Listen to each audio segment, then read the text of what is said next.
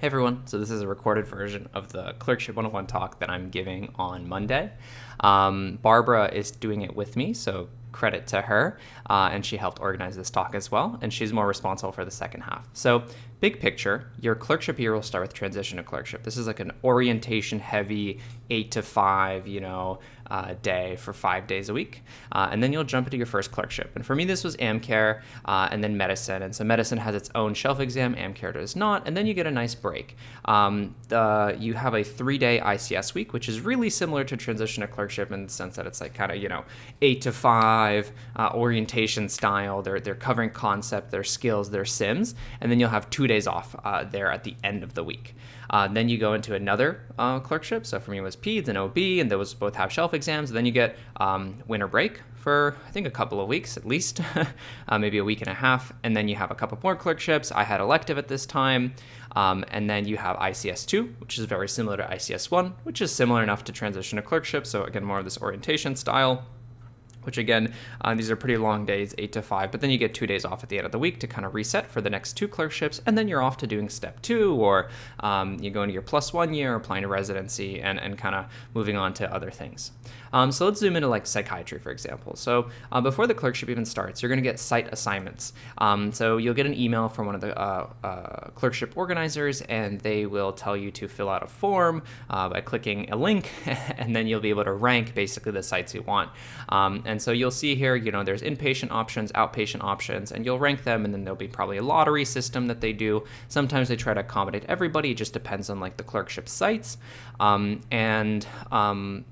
do you rank these? It's, maybe if you have a preference of training at Bellevue or NYU, or you kind of want to see all the different ones, but you could also ask other people that have kind of went through it and said, oh yeah, the VA was super chill, or Bellevue was a great learning experience, or whatever it is.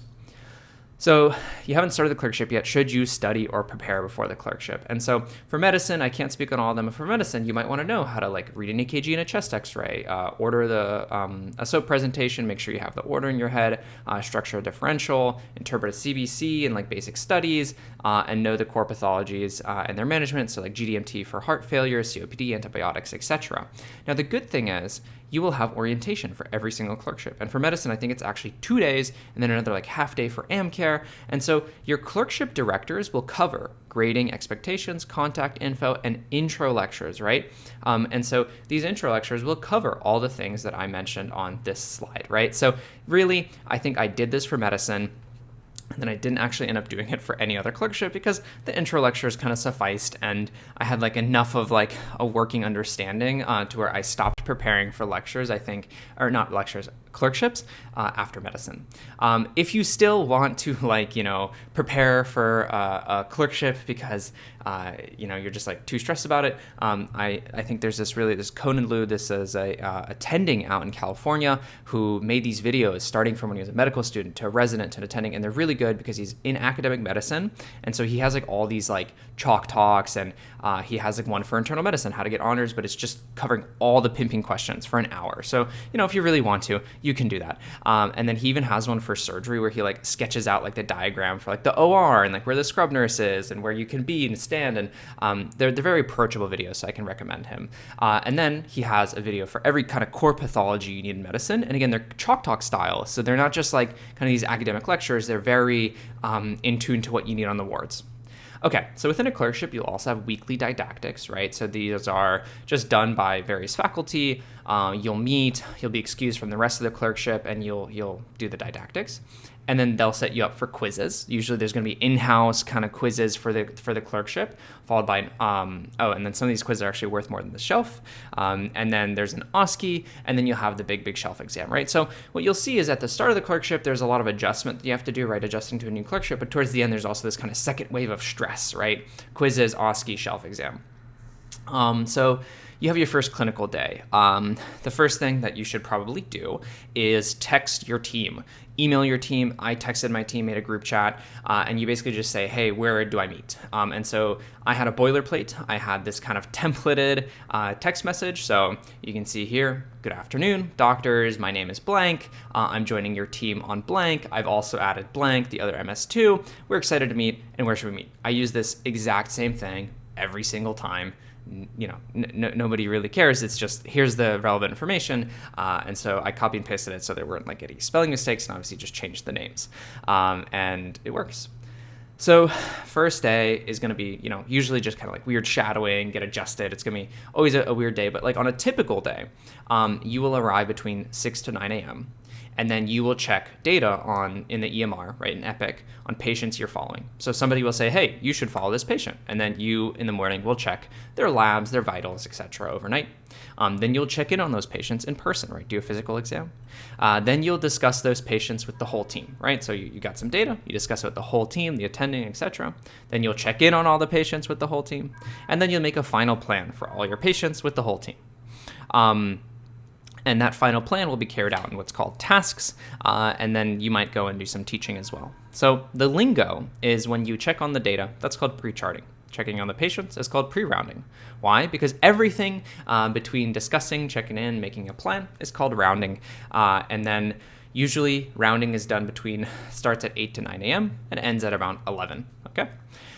So speaking of kind of rounding with your attending and seniors and things like that, what's the team structure? So you're the medical student here at the bottom, and usually you'll be working with an intern because the intern will be kind of, seeing the patients the most. And so there's another medical student, maybe they're working with another intern, and you're not assigned to an intern, but sometimes it's just how it works out. If they're following a couple patients and you're following the same ones, you're working with that intern. So the interns answer to the senior, who's a resident, right, second or third year resident. The interns are usually PGY 1s, right? And so then the attending oversees the whole operation, right? So they oversee you, the intern, the senior, and there's a fellow floating out there, right? They're much closer to an attending in terms of like how they kind of interact with you on the wards. They're almost like another attending, but usually you're going through the intern, the senior, and the attending. I didn't interact with fellows that much. And then there's a sub-I out here, right? Kind of between you and the intern that's probably carrying their own patients. And I didn't interact much with my sub-I besides just like in like a team way, right? Like I didn't like answer to them or like follow their patients. And then who does the tasks? So usually it's going to be everybody under this line who does the tasks, right? The interns are putting in orders, they're checking on people, and the senior is much more working with the attending on figuring out kind of big picture things, checking on patients, big pivots in management. You're going to spend a lot of time with these interns doing tasks. And so what are these tasks? So I broke them up into paperwork and patient care. So paperwork is going to be writing notes, progress notes. You're going to do a lot of those. H&P notes, so the first note that the patient gets in the chart. Discharge summaries, the last note the patient gets in the chart with instructions, hospital courses, what happened to them. They'll teach you how to like actually write these in the nitty gritty. Birth certificates. At Bellevue, I filled out a 4-page birth certificate for every baby born when I was there. Insurance forms, medical records. I had to call Mount Sinai a couple times. That was a lot of fun. And then patient care. So this is the fun stuff. Okay, checking in on a patient, right? So you start on a medication. A couple hours later, hey, can you go check in on the patient? Perfect.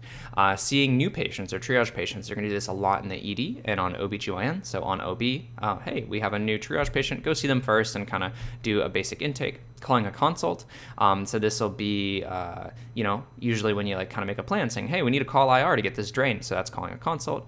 Calling and updating a family and getting collateral. This is honestly huge because some of these calls can take 40 minutes, right? So I was getting collateral on a patient and I was on the phone with family for about 45 minutes. Help with the procedure. So usually this is kind of getting supplies, holding something, getting an ultrasound machine, but depending on, the comfort level of you and the resident, you might be doing a lot more of the procedure. And then watching the OR, this is my favorite.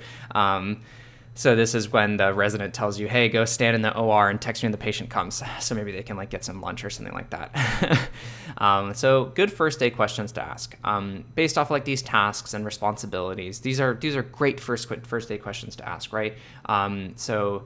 Who's in charge of me? Usually it's the intern, but sometimes there's an intern and a senior, and so it might be somebody else.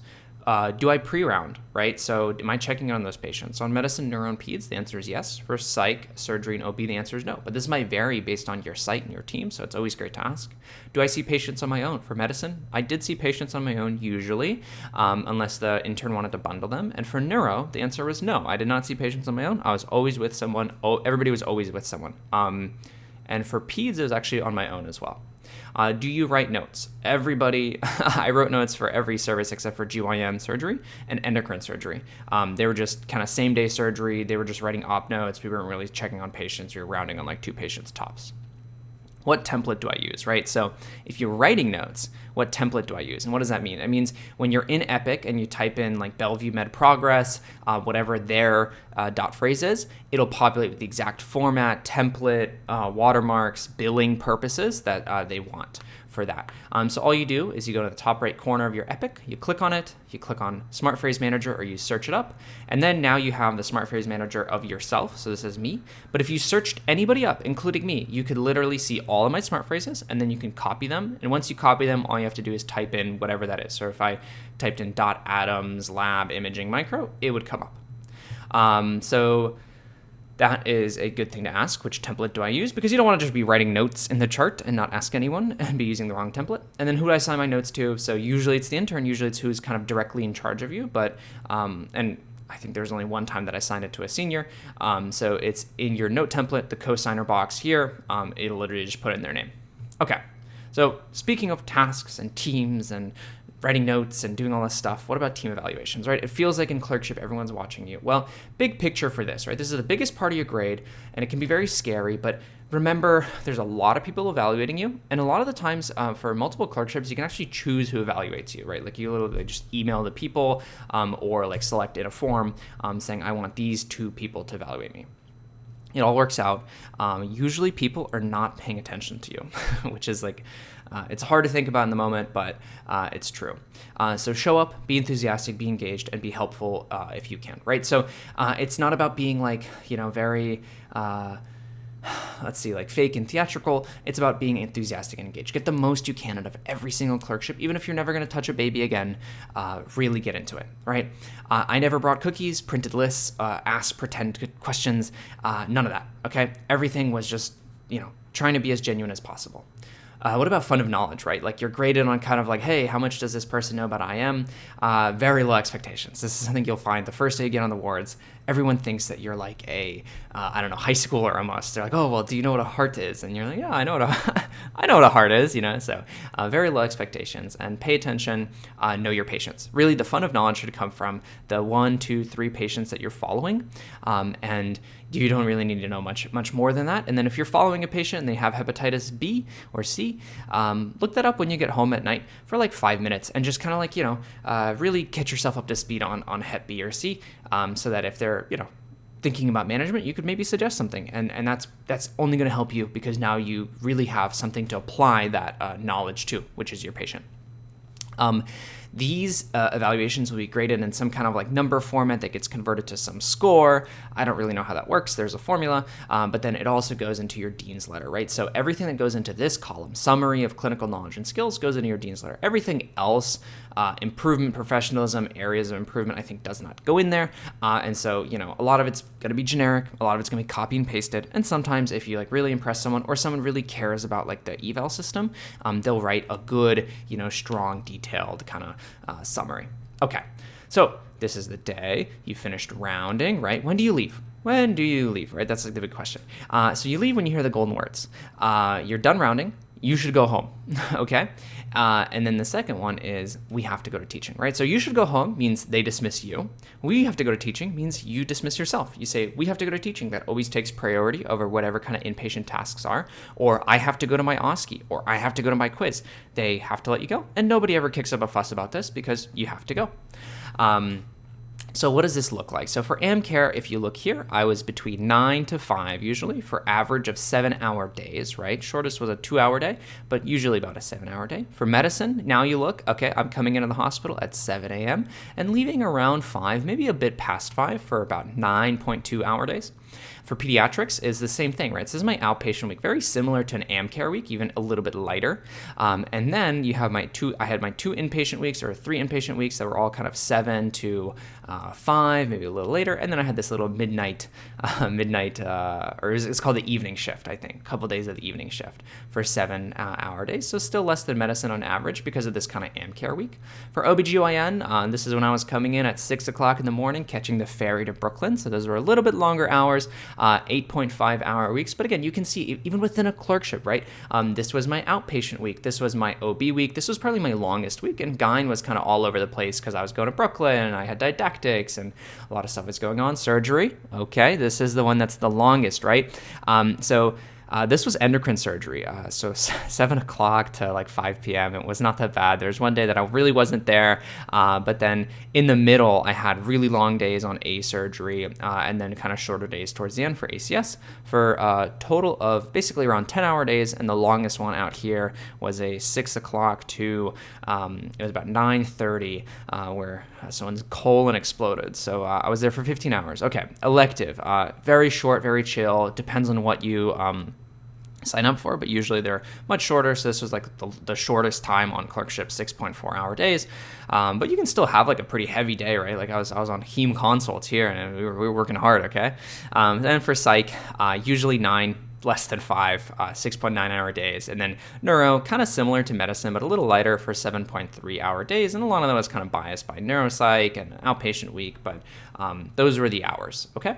Other parts of Clerkship. So people don't think about the OSCE, 15%, assignments, 10%, Clerkship director score. I don't know what this is. This is just kind of like, I think, vibes-based scoring and making sure you show up, and the shelf exam, which is 10%. So let's talk about the OSCE. So it's usually 2 to 3 stations, about 25 minutes a pop per station with the patient, and 25 minutes to write the note. This is similar to what you did in kind of your first year of your kind of FCS year, except for now it's graded, and really I will give you some tips there as well. So usually you'll know what physical exam you're going to do. So for medicine, they're going to say, hey, this is going to be a heart and lung station.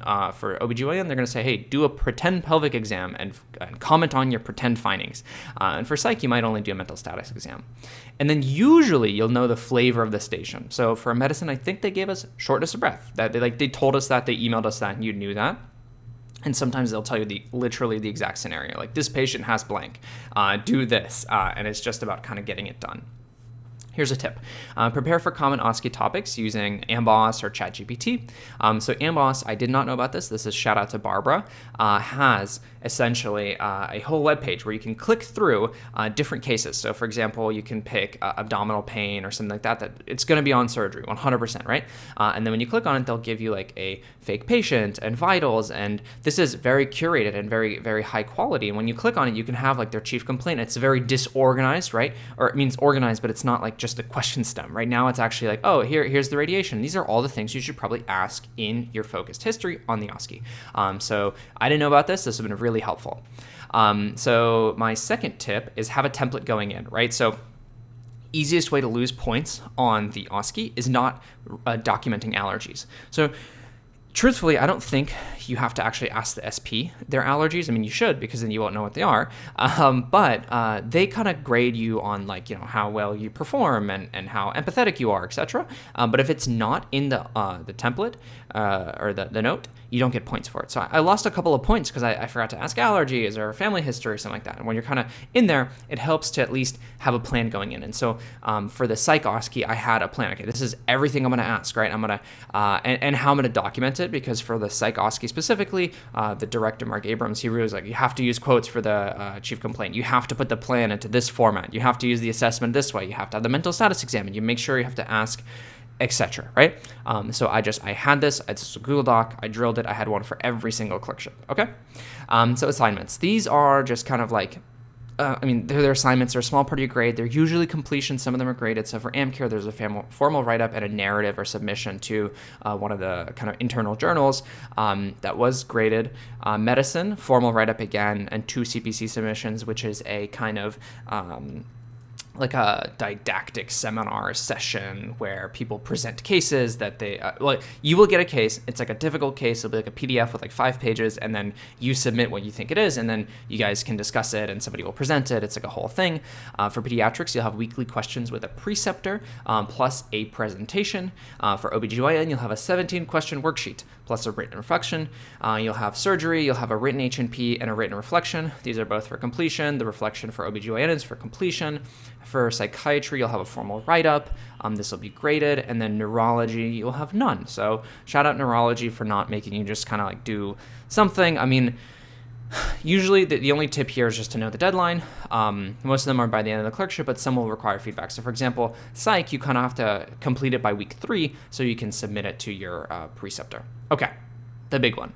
studying. Okay, quizzes and the shelf exam. This is like the thing people worry the most about for the clerkship, but really it's kind of in the background. So quizzes can be anything from weekly 10-question quizzes on pediatrics on Brightspace to 1.5-hour written multiple choice exams, written plus multiple choice exams on Exemplify that are taken the same day as the OSCE. So a little bit more serious for OBGYN.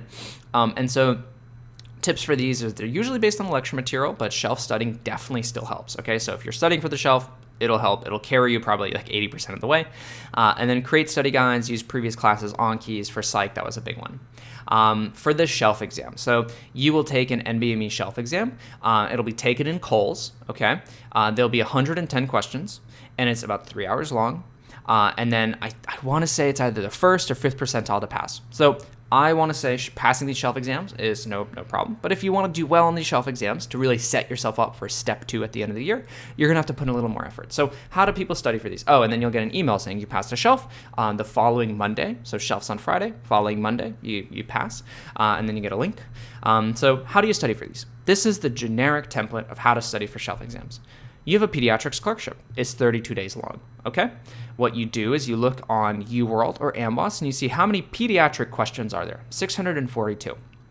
What you do is you take 642, divide by 32, and you have to do 20 questions a day, or 140 questions a week, right? So if you're kind of a weekend studier, then you're gonna have to do 70 questions each day on the weekend. But either way, 20 questions a day. I like to finish UWorld or AMBOSS about a week before the shelf, maybe even earlier. So I wouldn't do 20 questions a day. Maybe I'd do 25, right? A little more aggressively to kind of finish UWorld earlier.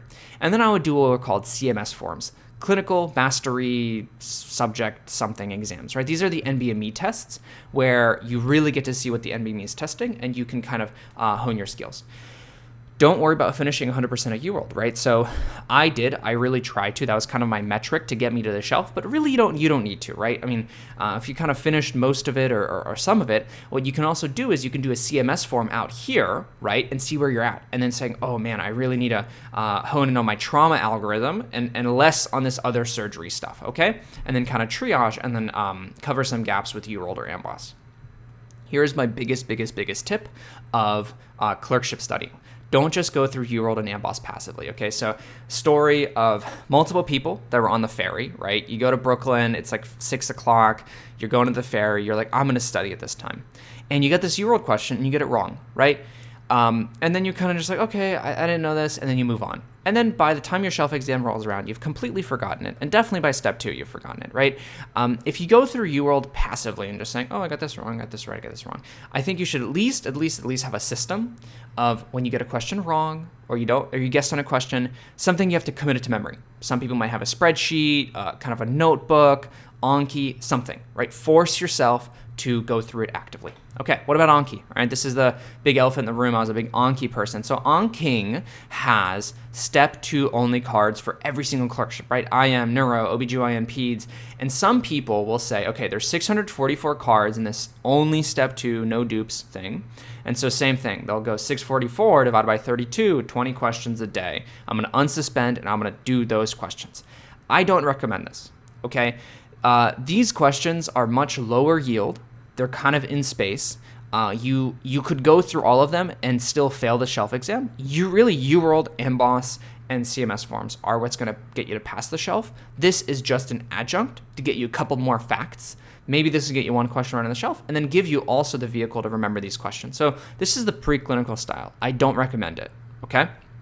What I recommend instead, if you like Anki, you want to use Anki, AMBOSS or UWorld, you get a question wrong or you guessed on it. The next thing you do is you look for the Anking cards. And then you say, I could get this question right with these cards, okay? So if I like the Anking cards for, whatever AMBOSS or UWorld suggested, then I unsuspend those cards and I do them the next couple of days. If I need more than just Anking, right, these cards are not good enough, or maybe I already had them unsuspended and I still got the card wrong or question wrong, then I'll make a custom card. Okay, and making a custom card is just, whatever you think the minimum amount of information is to get this question right again, make it in a flashcard and review it the next couple of days. And then I kept these cards until step 2. For me, I didn't unsuspend that many cards, right? Because I was getting them. I call this approach encountering the question in the wild, okay? So as I encountered the question in the wild, I would unsuspend those cards. I wasn't just bulk unsuspending cards blindly. It was what I encountered. And then I wasn't doing that many, and so I was able to keep them to step 2, which really, really kind of made my dedicated period a lot more chill. Because really there was no content review phase in the dedicated. I didn't do a second pass of U-World because all of my kind of questions that I got wrong were carried through U-World. So what did this look like? Okay, so in terms of new cards per day, this is what you're looking at here. For medicine, I did a maximum of 78 new cards per day, and you can see a lot of the days in OnKing were much lower than that. Same thing for peds. Now for peds, I did that kind of approach where I just unsuspended blindly, 20 a day, 30 a day, 40 a day, and I got through it, right? But like, it really was not fruitful. For OBGYN, I did less. For surgery, I did less. This is how I went through clerkship, by the way. By neuro, I was unsuspending like no cards because it just was not, really medicine was the big one. But, at a certain point, you realize the OnKing is not as helpful. This is how many cards I've done through medical school. This is how many I did every day as reviews, okay, for clerkship year. Huge drop off after preclinical year, no more than 100 per day. Very manageable for me, okay? Don't get lost in the grading. Still have fun, do wellness, do whatever these people are doing in this painting, because, it'll go by. Most clerkships are only like 30 days long, okay? They're very quick. And then here are some unexpected lessons. So the team is everything. More shadowing than I expected. So team is everything. I was on OBGYN, had the time of my life. Okay, you could be your least favorite clerkship and have the time of your life if your team is awesome. There's more shadowing than I expected. There's all the little things. Okay, so for me the hardest part was there was a new team every 1 to 2 weeks, right? Nobody talks about that, right? Everybody talks, the shelf exam, the U-World, the long hours. For me, it was just a new team every 1 to 2 weeks. That was hard for me. And then not less important, you're not less important than the other team. You're really useful. And there's really moments where I truly made a difference. It wasn't every day, okay? But when you do have the moment to kind of sit down with the patient because the team was rounding very quickly and you spend time with them, and you explain their diagnosis or something, or like, just kind of like help them out, you can really see you make that impact. And I think it makes all of this worth it. Okay, so that is it. This is the part where we would move to the second part of it, which is just calling a consult. But if you have any questions, feel free to email me or reach out to me, and I will be sure to answer.